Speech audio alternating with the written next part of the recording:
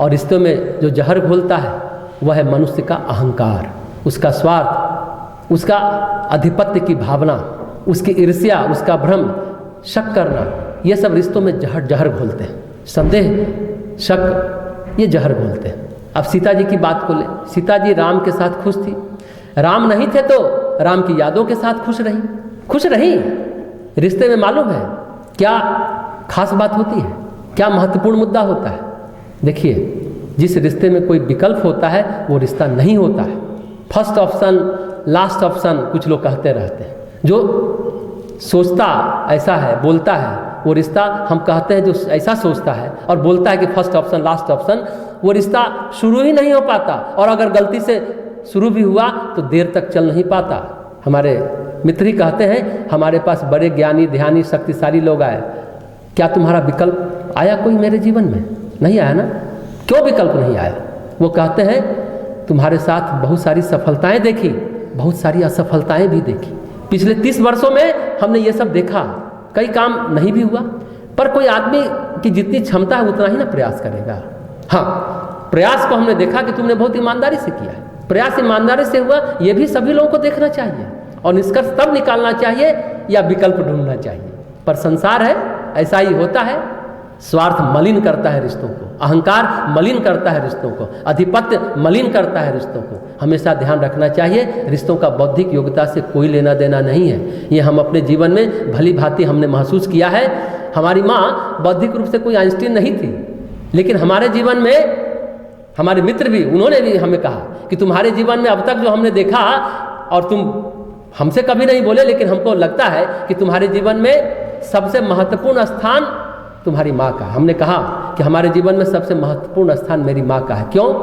क्योंकि माँ के साथ सुकून मिलता था। वो जो सुख, जो सुखद अनुभूति, भावनात्मक तृप्ति मिलती है, वो अन्यत्र कहीं नहीं मिलती। मेरे मित्र ने मेरे लिए इस बात को कहा था, अरुण, रिश्ते ये होते हैं। और सचमुच हमें भी लगता है, मेरा पहला प्यार और लगता है शायद आखिरी प्यार माँ ही रही। माँ अब नहीं है इस दुनिया में, लेकिन माँ को हम आज भी महसूस करते हैं। हम उसे गए 15 साल हो गए, संभवतः 15 साल हो जाएंगे, पर लगता है, कभी लगता है कि वो है, कभी लगता है छोड़ कर गई। तो फिर हम अपने आप को कहते हैं हम तो उन्हीं के एक्सटेंशन हैं, हम तो उन्हीं के विस्तृत स्वरूप हैं। लेकिन कभी कभी कसक उठती है, फिर सोचते हैं किस्मत की बात है। हमारे मित्र कहते हैं, एक समय मेरी तबीयत खराब हुई, तुमको छोड़कर किसी ने मेरी तबीयत जानने सुनने की कोशिश की क्या? नहीं की ना। क्योंकि अरुण बहुत दर्दनाक बात कहते हैं, मार्मिक बात कहते हैं। वो कहते हैं कि हम लोगों की जिंदगी में जरूरत का एक सामान है, जरूरत भर का एक सामान, इससे ज्यादा कुछ नहीं। वो कह रहे थे और हमारी आंखें भर रही थी। 18 की बात है, 2018 की बात। हम भी कहते हैं कि हम भी यही सोचते हैं। उनको हमने कहा कि हम लोगों की जिंदगी में जरूरत का एक सामान है, इससे ज्यादा कुछ नहीं, कुछ भी नहीं। सारे रिश्तों में कमोबेश यही बात है। पर रिश्तों में एक अजीब सी भी बात होती है जो कभी नहीं टूटती। अगर रिश्ते हैं तब, अगर जिसको रिश्ता कहते हैं वो कभी नहीं टूटती, वो बड़ी अजीब सी बात होती। हमने पहले भी कहा था, पिछली बार भी कहा था, तपो भ्रष्ट आपने सुना होगा, योग भ्रष्ट आपने सुना होगा, लेकिन भक्ति भ्रष्ट आपने नहीं सुना होगा। कोई इतिहास में, शास्त्र में, पुराण में कोई भक्त भ्रष्ट हो गया हो, नहीं है। तपस्वी भ्रष्ट हुआ, योगी भ्रष्ट हुआ। क्यों? भक्त अपने आराध्य से, अपने परमात्मा से जुड़ता है, भावनाओं से, श्रद्धा से, समर्पण से, समर्पण से जुड़ता है। फिर जो कुछ होता है उसे प्रसन्नता पूर्वक स्वीकार करता है। ईसा मसीह को सूली पर चढ़ने में शिकायत हुई क्या? मंसूर को हुई क्या कोई शिकायत? क्योंकि भावनाएं बहुत गहरी थी।